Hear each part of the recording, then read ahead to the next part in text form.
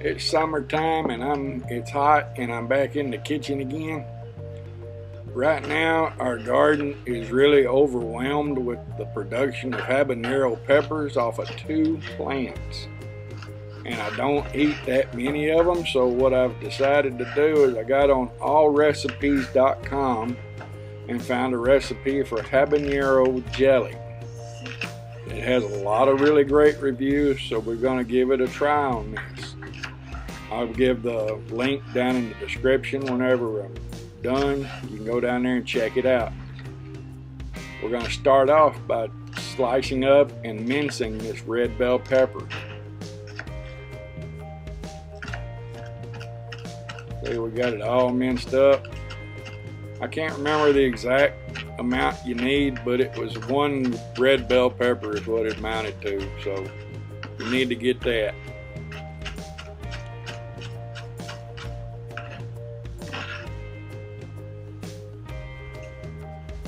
And on this type job here, more than anything else so far, is it's really important to wear these black gloves whenever you're dealing with these habaneros. They will burn your skin if you've overexposed to them. You do not want to have them have the juice get in your eyes. You don't want to go to the bathroom and get your hands on your nether regions with this stuff on your hands. So it's very important to rinse everything properly whenever you're done and dispose of the gloves properly, because they are bad. Alright, now what we're going to do here is mince up and seed these, or slice up and then seed the habaneros. And I was trying 2 different peppers there, the first 2, trying to figure out a good way of slicing them up and then getting the seeds out. And this worked, but it dawned on me that the peppers were designed a lot like the bell pepper was before this. And here in a minute you'll see where I just sliced it down the side and went around the edges, cutting out the membrane, and the whole seed pod just came right out with it. Now you see down here in the lower left hand corner, I didn't measure it out for you on screen, but there is a cup of shredded pepper right there, shredded carrots, and we'll add that to the mixture later too. But see, you just go around that pepper real easy with the knife and remove that membrane, and that pepper stalk just comes right out of the middle of that thing. No problem whatsoever. See, you do this 15 times. There are 15 peppers in this mixture of habanero jelly.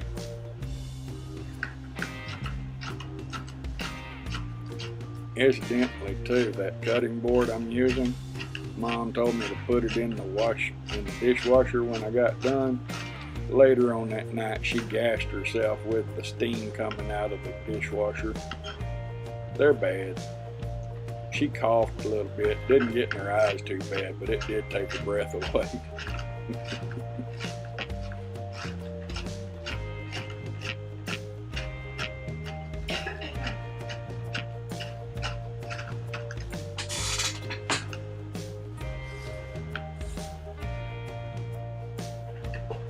Add the habanero peppers and simmer 5 minutes longer. Pour in the pectin. Alright, so I've got the habanero peppers all minced up, and as soon as Mom's ready with the sugar, we're gonna get it back over to the stove.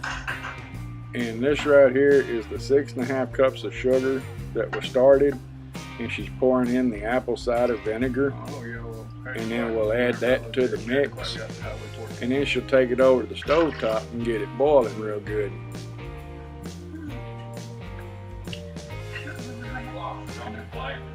I know it. And that's all that goes in there? It's all goes in there. Just the sugar and the apple cider vinegar at the moment. Now, whenever it starts boiling, then you start adding the bell pepper and the carrot. And it has to boil for just so long before you add the habanero, and then you'll add in the pectin to start the gelling process.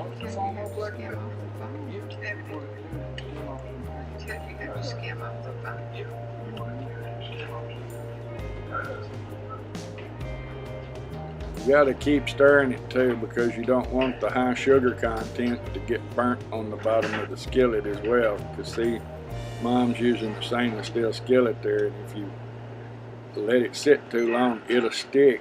I mean, it'll burn in a Teflon skillet, but it will definitely stick and burn in that bottom of that stainless steel pot. Alright, now I'm about to add the pectin to it, and that's 2 packets.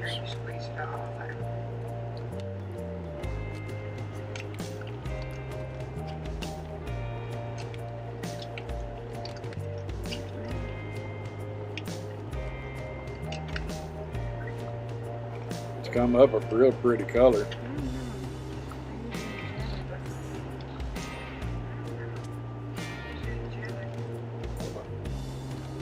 It smells really good too, really. It's got an interesting smell with that apple cider vinegar going.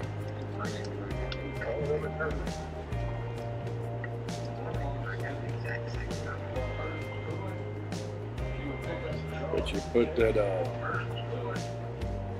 habanero peppers in there and stir it for, I think this has got to go for like 1 minute here. And as soon as that time's up, we'll start putting it in the jars and sealing it up.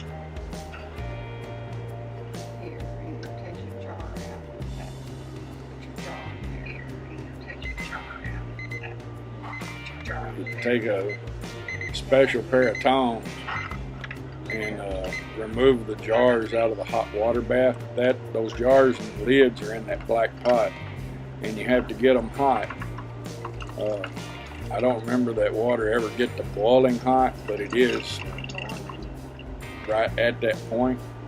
So you tilt it at an angle and pour the water out of the jars, and then you get a special funnel that's a little bit smaller than the rim of that mason jar, and then you put, these are 8-ounce jars, so they'll hold 1 cup of liquid,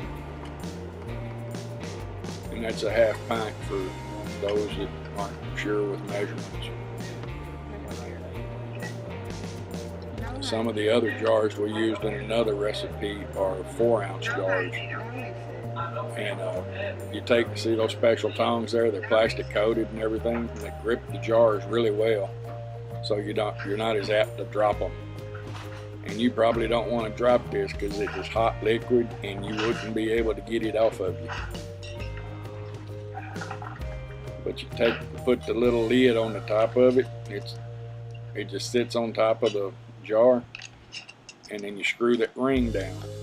You want to make sure the rim of your jar is good and clean, because if there's any kind of debris, any at all, that seal on the inside of that lid will not stick to the jar. And as the heat dissipates from the jar, it'll draw a vacuum and pop that lid down. It'll make a little tink noise whenever it's sealed. If you ever get one of those jars with a lid on it like that, you can mash in on it and it makes a popping noise, it's not sealed anymore. It either wasn't sealed to begin with, or somebody has opened it and put the lid back on it. But whenever it forms a vacuum in there, that's what helps preserve and keeps the jelly from spoiling. It creates that vacuum in there and seals off all the air from the inside of that jar.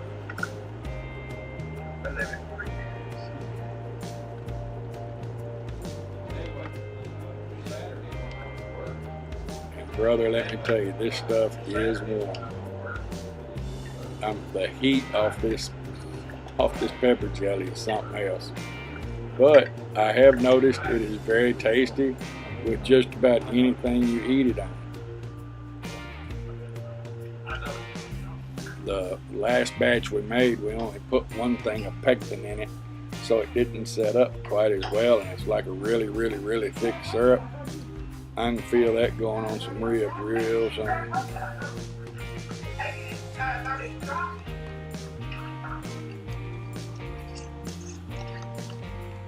So these are those 4-ounce jars I was talking about. And all in all, the bad thing about this is it just makes a lot of jelly, and what do you do with it once you've made it? And I thought, well, why not sell it? Well, then Mom wanted to know what the cost of it was. Those little 4-ounce jars, best I can figure, the cost of the product is $4.77 a jar. You know, if you were going to sell it and try to make any kind of money off of it, you'd be looking at close to $10 a jar, and I don't know that anybody's going to pay for that. I mean, it's good and everything, but we're at the end of the line, y'all. I hope y'all enjoyed this little video. It's kind of short and to the point. Peace and good karma, y'all. End of line.